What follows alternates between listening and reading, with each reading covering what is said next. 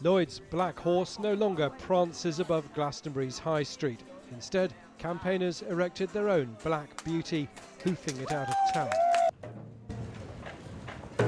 And then, with the streets closed to traffic, a funeral cortege made its solemn way to witness the death of the last bank here.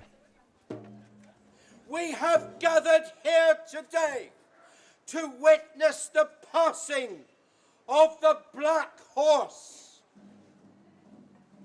We were promised a classic thoroughbred. Instead, they said they got a tired old nag that fell at the last hurdle. It has been a sad day because I think we've seen the door close on 130 years of banking in that building, and that's the final bank. We've got no banks now.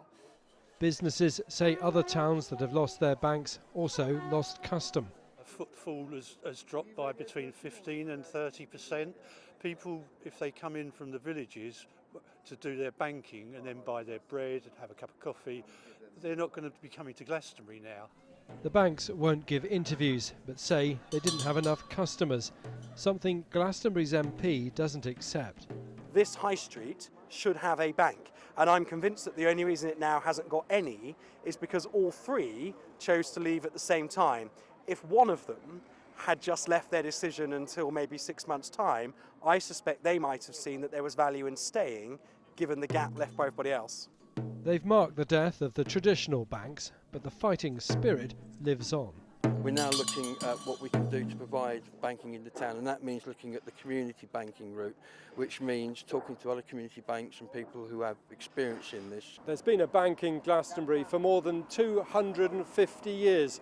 That's no longer the case. This town of 10,000 people is now bankless. All four high street banks have pulled out within 18 months of each other. David Woodland, ITV News, Glastonbury.